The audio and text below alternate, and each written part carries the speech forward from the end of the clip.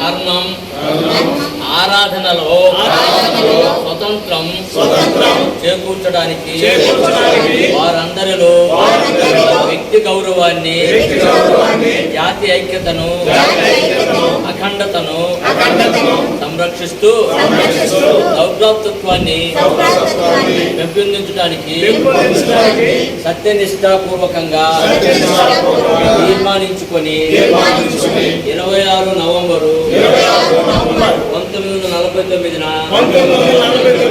మన రాజ్యాంగ పరిషత్తులో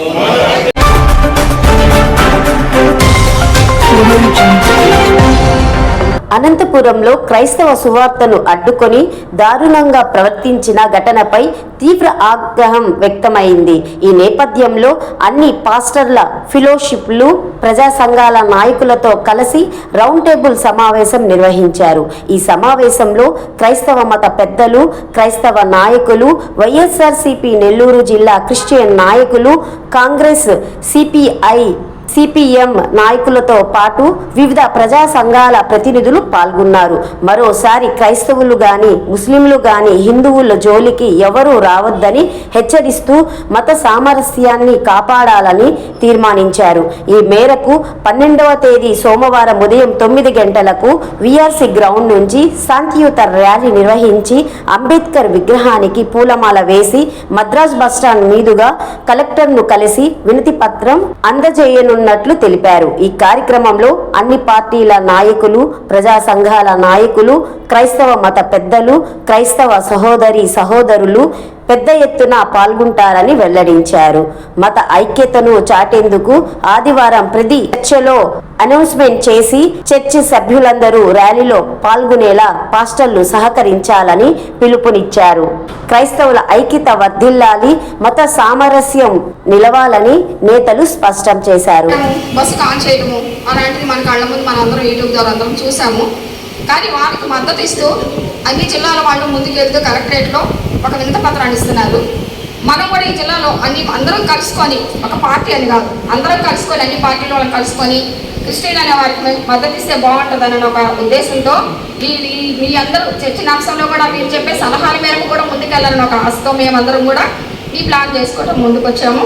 కానీ దీనికి అందరం కలిసి ఆ రోజు చేసే ఎజెండా ఏంటంటే, నాయకులైతేనేముంది, సేవకులైతేనేముంది, అందరూ కూడా వారి అధ్యక్షతను బట్టి వాళ్ళు తెచ్చుకోవాల్సిన బ్యానర్ వాళ్ళు ప్లాన్ చేసుకోండి. వారి మైకు వారి ఎన్నికలతో వాళ్ళు తెచ్చుకోవాలి. కానీ బ్యానర్కి ముందుగా అధ్యక్షులుగా ఉన్నవారు బ్యానర్కి ముందుగా నిలుచుకొని వాళ్ళు ఫోటోగ్రాఫ్ కంపల్సరీ అన్నమాట. మనం చేసామన్న ఒక గుర్తింపు కోసము అది కంపల్సరీగా ముందుకు రండి అందరూ.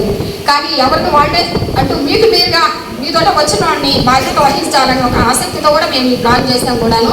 అది మేము అక్కడనే కాదు, మనందరం కలిసే ఒక మద్దతుగా ఉంటుందని ఒక రీతిలో నేనైతే వైఎస్ఆర్సీపీ క్రిస్టియన్ మైనారిటీ నగర అధ్యక్షురాలుగా నేను వర్క్ చేస్తున్నాను. కానీ మీ అందరికీ కూడా నేను తోడ్పడి మీ అందరితో కూడా కలిసి చేయాలని ఒక ఆసక్తి నాలో ఉంది. ఒక ఆడ మనిషినైనా సరే వీళ్ళందరికీ నేను తోడ్పడాలని ఒక ఆసక్తితో నేను ఆ పోస్ట్ కోసం నేను ఎంతో 9 సంవత్సరాలు ఎదురు చూసి ఈ పోస్ట్ నేను తీసుకోవడం జరిగింది. కానీ మీ వ్యక్తిగత ఏ విషయంలో అయినా సరే నా వైపు నుంచి మీకు ఏ సహకారం కావాలన్నా నేను ముందుండి మీకు తోడ్పడతానని ఆశిస్తూ, కానీ 12వ తారీఖు జరగబోయే ఆ ధర్నాకు మాత్రం మనందరం ఐక్యతగా కలిగి క్రిస్టియన్ అంటే ఐక్యత ఏంటోననేది ఒకటి గుర్తించేటట్టుగా మనందరం నిలబడి చేద్దామని ఈ అవకాశం ఇచ్చిన మీకు పెద్దలందరికీ మరియు సేవకులకు మరియు నాయకులకు అందరికీ నా హృదయపూర్వక అభినందనలు తెలియజేసుకుంటున్నాను. Thank you brothers. Nellore city rural విభాగం ప్రెసిడెంట్గా ఈ మధ్య బాడీ నియమించబడింది. దీని గురించి సిస్టర్ సులోచన గారు, అన్నమ్మ గారు మాట్లాడారు. మేమందరం కలిసి మాట్లాడుకొని దీన్ని ఎలా ముందుకు తీసుకుపోవాలో ప్రయత్నం చేస్తాం. అందరికీ నమస్కారం. అనంతపూర్లో క్రైస్తవుల మీద జరిగిన దాడిని పురస్కరించుకొని 12వ తేదీ జరిగే ర్యాలీకి సన్నాహక రౌండ్ టేబుల్ సమావేశాన్ని ఈరోజు ఏర్పాటు చేసుకోవడం జరిగింది. నేను కూడా ఇలాగే వాట్సాప్లో సతీష్ పెట్టిన మెసేజ్ చూసి నేను రావడం జరిగింది. నేను ఎవరికైనా ఫోన్ చేయలే, అయితే మా క్యాథలిక్ బిషప్స్కి మెసేజ్ పెట్టాను. బిషప్ ఎండి ప్రకాశం గారు, బిషప్ పిల్లంతో దాస్ గారు వాళ్ళు ఫాదర్ గారిని కూడా ఇక్కడికి పంపించారు. మీరు వెళ్ళాలి, ఏం జరుగుతుందో చూడండి. మన సహకారం అంతవరకు మనం చేద్దాం, మనం భాగస్వాములు అవుతున్న ఉద్దేశంతో ఫాదర్ గారిని కూడా పంపించడం జరిగింది.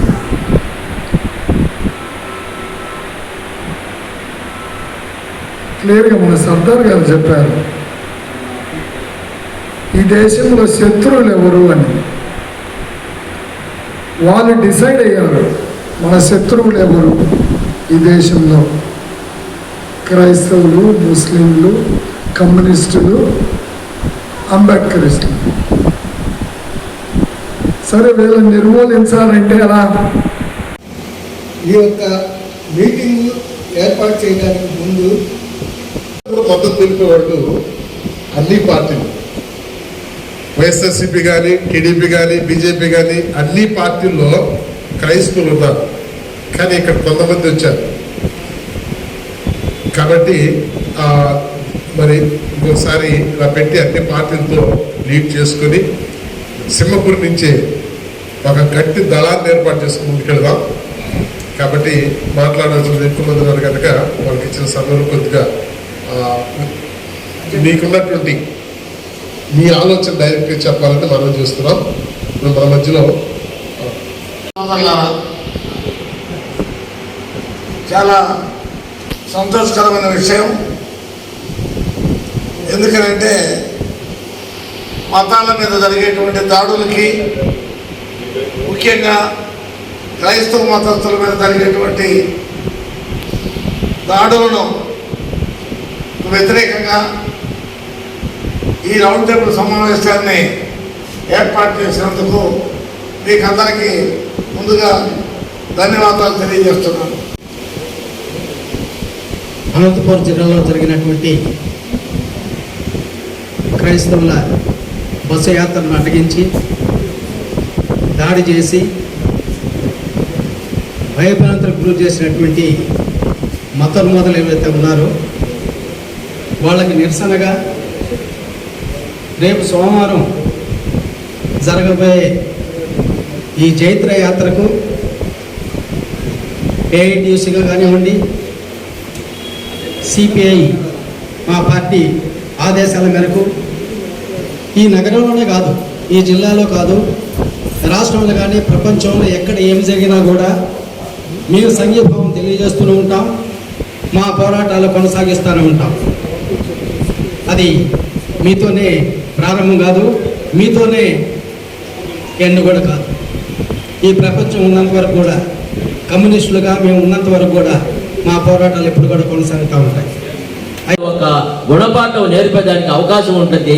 అందువలన ఎలీషా గారు లాంటి వాళ్ళకి ముందుకొచ్చి నాయకత్వం వహించి మమ్మల్ని అందరినీ నడిపించాలని కోరుకుంటూ 12వ తేదీ జరిగే ర్యాలీలో మేము కూడా పాల్గొంటామని తెలియజేస్తూ ఈ అవకాశం ఇచ్చినందుకు వీళ్ళకి ఎలాంటి చైతన్యం లేదు, ఎలాంటి పోరాట స్పందన లేదు అనేది మేము ఘంటాపదంగా చెప్పగలము. ఎందుకంటే ఎన్నో పోరాటాలు పొద్దున్న లేసి చేస్తూ ఉంటే కనీసం వాళ్ళ హక్కుల కోసం కూడా వేరే వాళ్ళ మీద ఆధారపడే పరిస్థితి ఏర్పడింది.